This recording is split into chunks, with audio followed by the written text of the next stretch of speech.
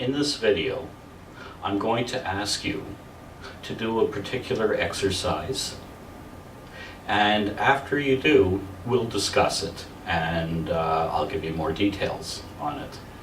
So, if you're sitting up or comfortable, I'd like you to press against your left hand.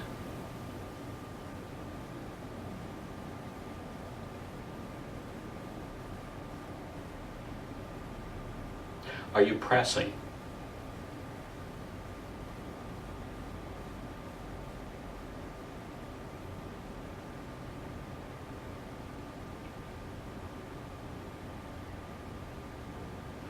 Okay. You can stop now. Now what happened? I'm assuming that when you did that exercise, followed my directions, that you did this. Now, what's happening here? I'm resisting. And I'm assuming you were resisting. In other words, if you listen to the words, press against your left hand, what should really happen? Well, if you listen to the words and you follow those directions, then this should happen. Why does this happen? What this is a way to show ourselves how well we've been taught to think.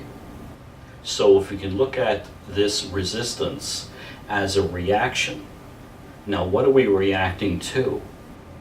Well, we're reacting to pressure. As soon as we press against our left hand immediately presses back. We're reacting to pressure.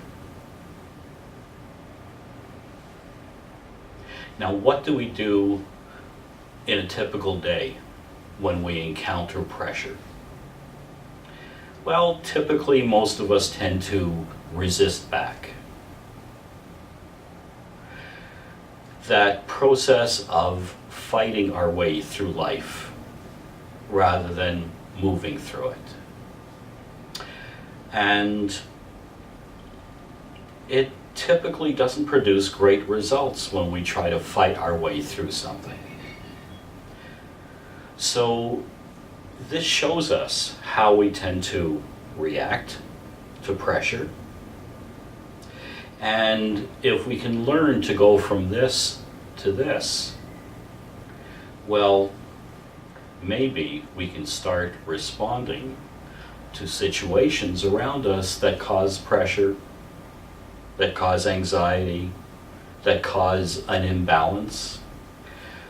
Maybe we can come back into balance, back into ourselves, into our center where our strength is, and in effect sort of regroup and refocus.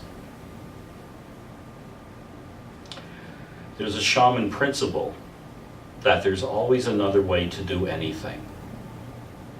And I like to look at this method as a way of showing us that in one instance we're dealing with resistance, under pressure, and yet in a moment we can change that. We can shift that to this.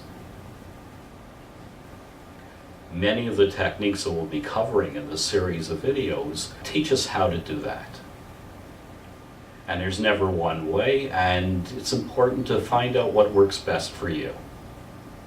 So, you might want to try that on friends, on colleagues, and it seems that kids 10 and under tend to do this more often, and people from Eastern countries that maybe don't have the same cultural upbringing can occasionally do this as well when they do this exercise. And that brings us to the end of this video. If you enjoyed this video, then please subscribe to our blog. We're releasing about a video a week, and we'll let you know when the next one is available. You can also go to our website, orcainstitute.com, to learn more about our hypnotherapy training and certification. Thank you.